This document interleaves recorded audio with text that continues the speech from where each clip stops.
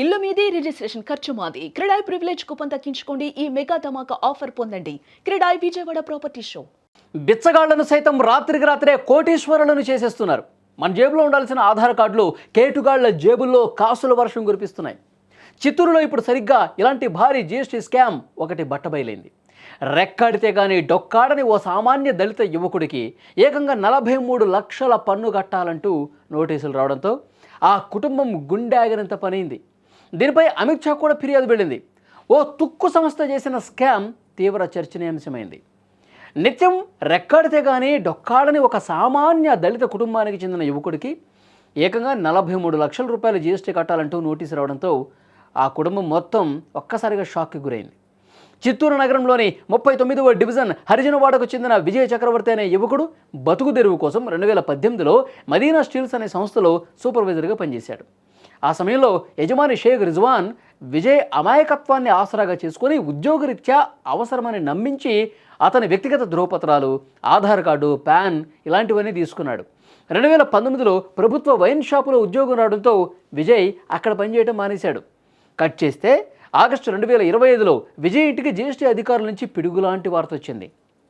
తొలుత 92,082 రూపాయలు కట్టాలని, ఆ తర్వాత కొద్ది రోజులకే ఏకంగా 41,81,084 రూపాయల పన్ను బకాయి ఉందంటూ నోటీసులు వచ్చాయి.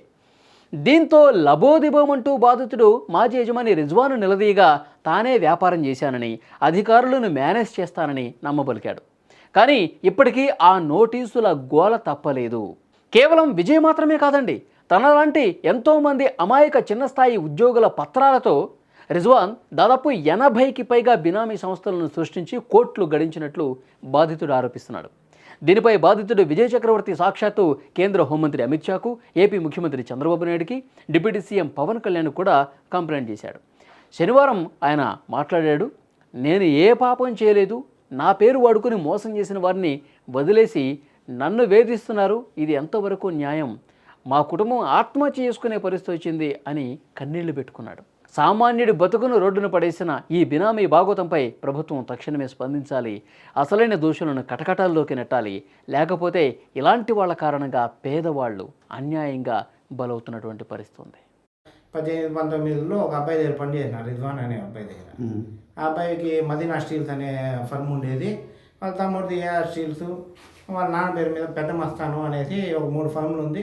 కానీ ఈ నోటీస్ వచ్చినాక నాకు ఒకసారి వెనక్కి పోయి ఆలోచిస్తే పలానా వ్యక్తే మన పేరు మీద ఫర్మ్ ఓపెన్ చేస్తున్నాడు అనేసి నాకు ఒక క్లియర్ ఇండికేషన్ దొరికింది. దాంట్లో నేను వచ్చిన వెంటనే వాళ్ళ తమ్ముడికి కానీ అతనికి రిజ్వాన్ అనే అతనికి కానీ వాళ్ళ తమ్ముడు అందరికీ పెట్టినాను, అయ్యా నా పేరు మీద ఇలా ఓపెన్ చేస్తున్నారు, నాకు ఏముందో నాకు సమస్య వద్దు, మీరు చేసింది చేయన్నారు, నన్ను దీంట్లో నుంచి బయటికి తీసేయండి, నాకు ఈ తలనొప్పి అంత వద్దు, నేనైతే బిజినెస్ చేయలేదు, నేనైతే రూపాయి తినలేదు, నాకు ఏం సంబంధం అని తెలుసు, నా మీద ఫర్మ్ ఉండేది కూడా నాకు ఇప్పుడే తెలుసు.